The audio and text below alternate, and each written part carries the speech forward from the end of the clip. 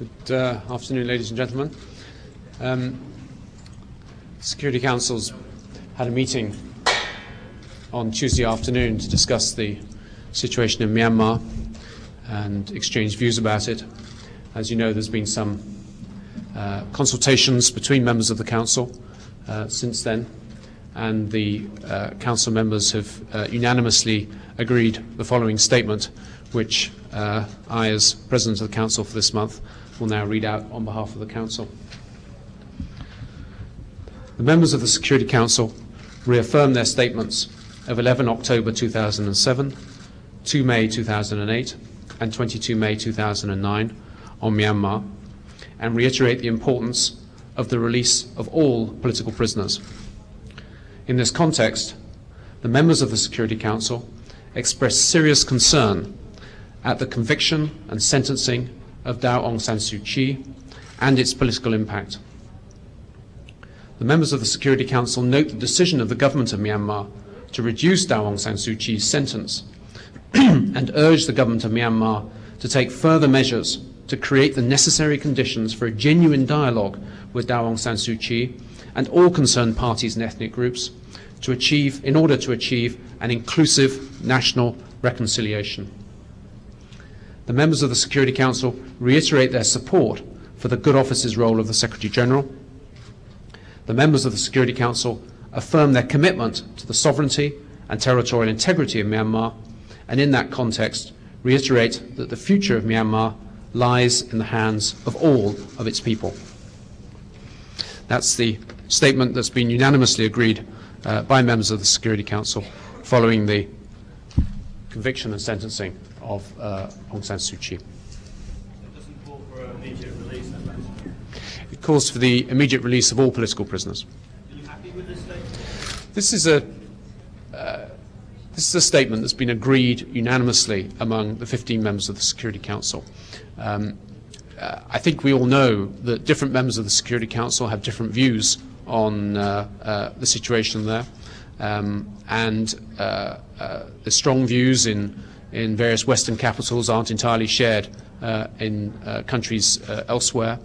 But there's been a collective effort to build on the common positions of the Security Council in our three earlier statements, and I think this is an important expression of serious concern by all members of the Security Council about the outcome of the trial of Daw Aung San Suu Kyi, and it sets it in a political context. So in that sense, yes, I am satisfied with the statement. Was there any discussion of the upcoming elections and whether, even if she is freed, the way in which one is required to have a military background to have a number of the seats in the parliament? Yeah.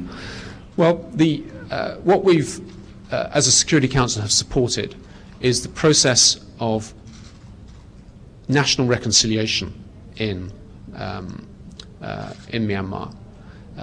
It's important that that process is credible. We've called consistently for the inclusiveness of that process so that all political parties, ethnic groups are included in that. And we refer to that again in today's statement. So obviously that political process is very important, and a number of actors, not least the Secretary-General himself, has said that the elections that are planned for next year won't be credible if the full participation of all those actors, including Aung San Suu Kyi, isn't provided for. What's the next step now? How long will the government of Myanmar have to comply with the demands in this, the release of the prisoners, including Aung San Suu Kyi?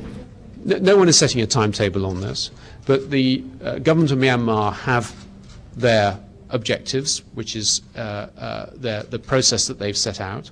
The international community has some reservations about that process. We've set some of them out again in this statement today.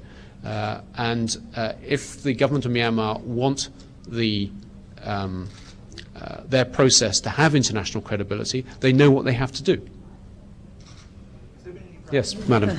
Another subject. No, so let's finish on Myanmar. Has there been any movement on this idea of additional European Union sanctions that the French, I guess, proposed on Tuesday? Well, that's not a matter for the Security Council, but I can certainly say in my national capacity that the European Union is continuing its deliberations on this. I think there is likely to be a decision in the next day or two on that question.